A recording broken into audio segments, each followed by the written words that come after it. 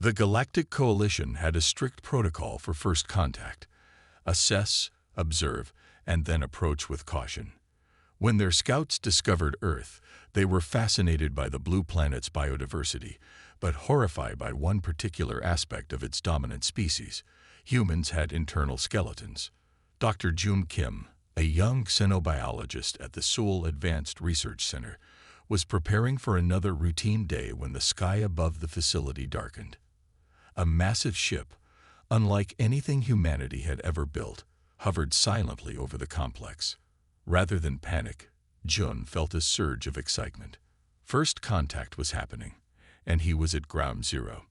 The aliens, calling themselves the Nuvari, revealed that most sentient species in the galaxy evolved from invertebrate ancestors: mollusks, insects, and other soft-bodied creatures. The concept of internal skeletal structures was not just alien to them, but deeply disturbing. Upon learning that humans had over 200 bones inside their bodies, many Nuvari delegates became physically ill.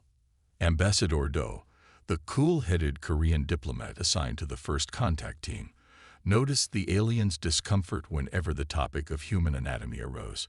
When a Nuvari scientist accidentally touched Jun's arm and felt the hard radius bone beneath his skin, the alien recoiled in terror, releasing a high-pitched shriek that shattered several glass containers in the lab. "Your species carries death within you," the trembling alien explained. "In our cultures, exposed bones are symbols of mortality and decay.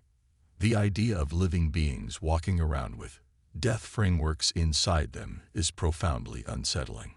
Despite this cultural barrier, Do saw an opportunity.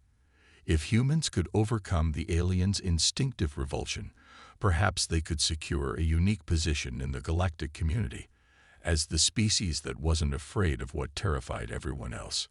Part 2. The Bone Crisis. 6 months after first contact, the galactic community faced an unprecedented threat. A predatory species known as the Vorg had begun attacking coalition outposts along the Orion Arm. These aggressive creatures used bone-like extrusions as weapons, exploiting the widespread bone phobia to induce paralyzing fear in their victims. Captain Mi Park of the newly commissioned Earth ship ESS Resilience received an urgent transmission from Coalition High Command. The Vorg had captured a critical medical research station in the Arcturus system. Coalition forces were too traumatized by the Vorg's bone weapons to mount an effective counterattack. "We need humans," the message stated bluntly. "You are the only species that can face them without succumbing to bone fear." Mai assembled a special team, including Tactical Officer Han, Medical Specialist Sun, and xenobiologist Jum Kim, who had become humanity's foremost expert on alien psychology. Their mission: infiltrate the station, rescue the researchers, and secure vital vaccine research that could save billions across the galaxy. Upon arrival, they discovered the station in disarray. The Vorg had decorated corridors with bone-like sculptures specifically designed to incapacitate any coalition forces that might attempt rescue, while their alien allies remained on the ship, unable to even look at camera feeds from inside the station. Mi's human team moved efficiently through the bone-laden halls.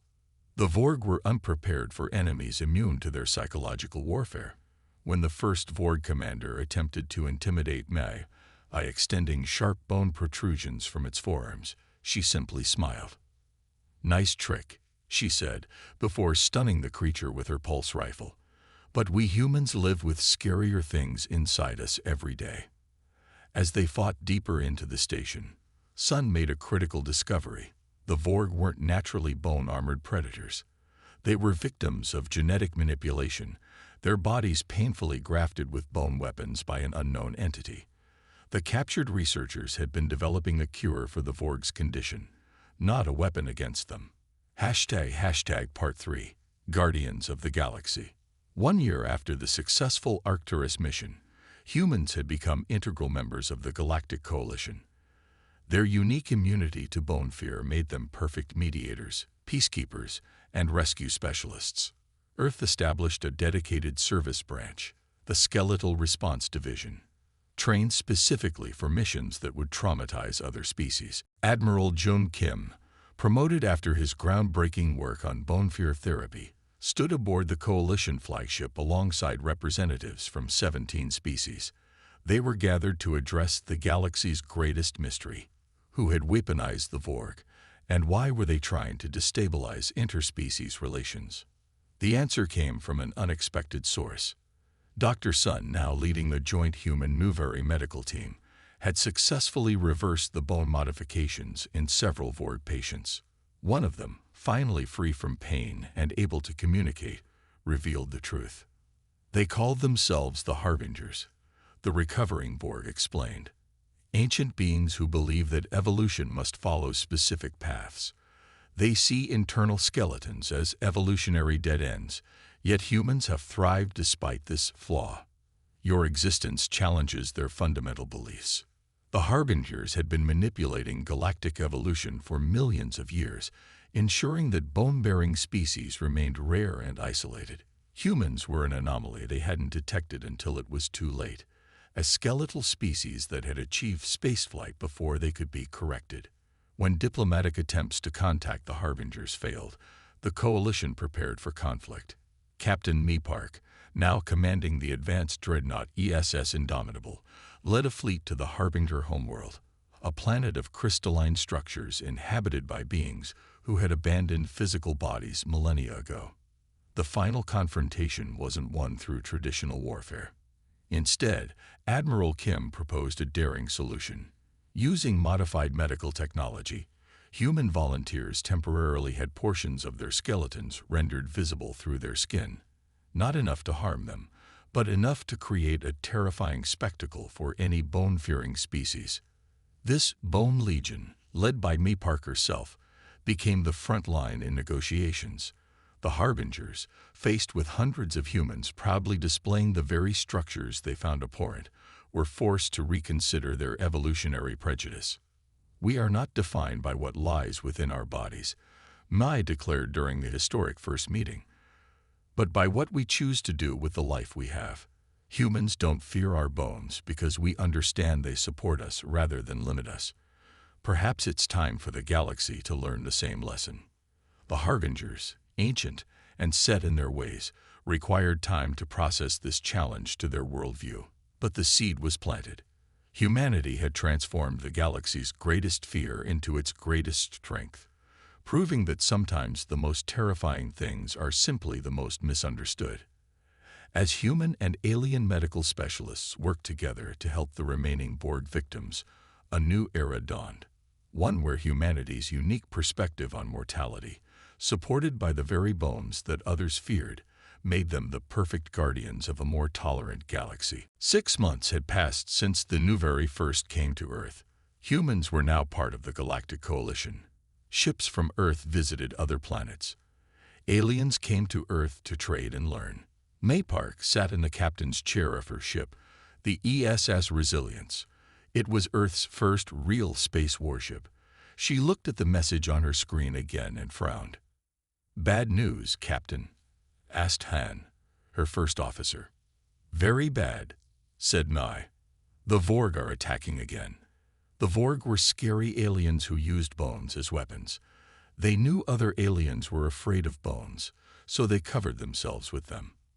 They attacked ships and stations, and everyone was too scared to fight back.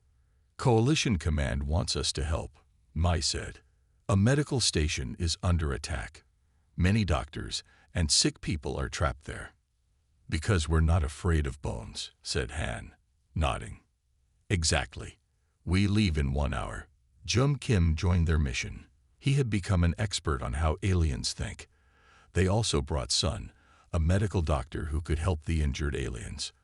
When they reached the medical station, they saw the problem right away. The Vorg had put bone decorations everywhere. The hallways were lined with scary bone shapes. For any other alien species, it was like walking into a nightmare. "The Nuveri guards couldn't even look at the security cameras," said June, reading the report. "They all got sick and ran away." Mai led her team into the station. The human soldiers weren't scared of the bones, but they were careful. The Vorg were still dangerous fighters. In the main hallway, they met their first Vorg. It was tall with rough skin, and bones stuck out from its arms and back. It made a loud noise when it saw the humans weren't afraid. "You should run away," it growled. "All run from the bone bearers." Mai raised her weapon. "We're humans. We have bones inside us. Your tricks don't scare us." The Vorg didn't know what to do. Its main weapon was fear, and these strange aliens weren't afraid. The humans moved through the station, fighting Vorg and saving trapped aliens. When they reached the main medical lab, Sun made a surprising discovery. "These Vorg aren't natural," she said, looking at a screen. "Someone put the bones on them. They're victims too." One Vorg was trapped under fallen equipment. Instead of fighting it, Sun helped it get free. The Vorg was confused. "Why help? I am enemy," it said in broken words. "You're a victim," said Sun. "Someone changed you, made you scary to others. The doctors here were working on a way to help you." The Vorg looked at its bone-covered arms. "The masters did this. They make us fight. They say all bone-inside creatures must die." "Who are these masters?" asked Mai. "They are old. Very old. They hate bone creatures. Say evolution wrong path." June looked excited.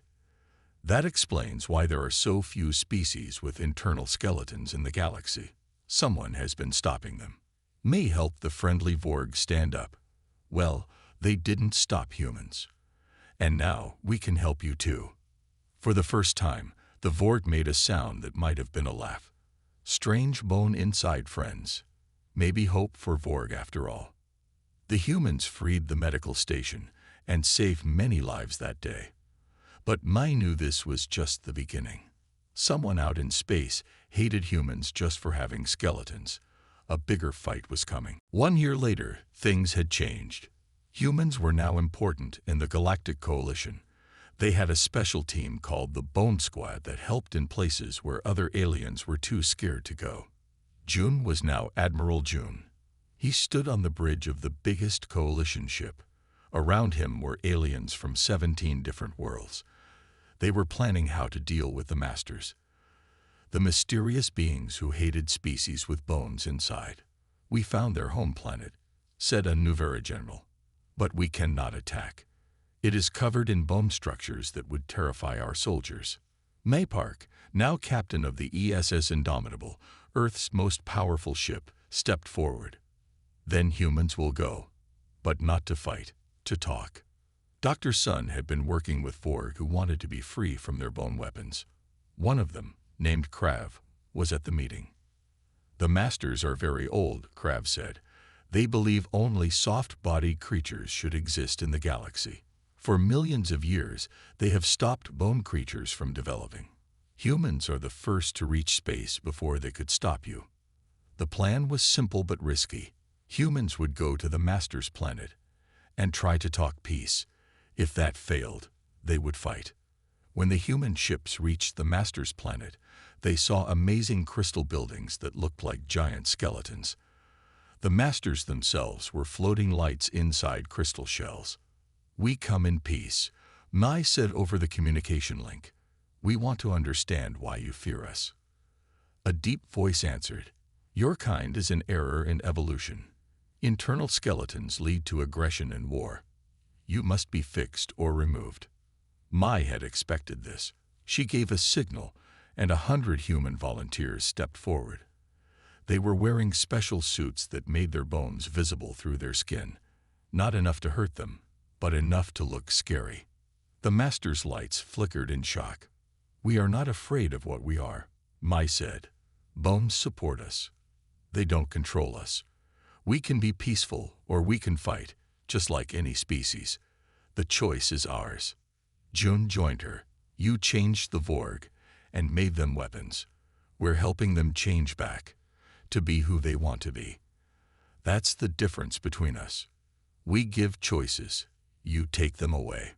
For a long time, the Masters were silent. Then one moved forward. "In all our long history, no bone creatures have stood before us without fear. You are. Different than we predicted. All life is different, said Sun, who had come with them. That's what makes the galaxy beautiful. Slowly, the masters agreed to talk. They wouldn't change their beliefs quickly, but it was a start. They agreed to stop attacking bone creatures and to let the Vorg choose their own path. As the human ships headed home, Mai looked at the stars around them. It's strange, she said to June. All our lives, we never thought about our bones. They were just part of us. Now they make us special in the whole galaxy. June smiled. Sometimes our ordinary things can be extraordinary to others. That's a good lesson for everyone.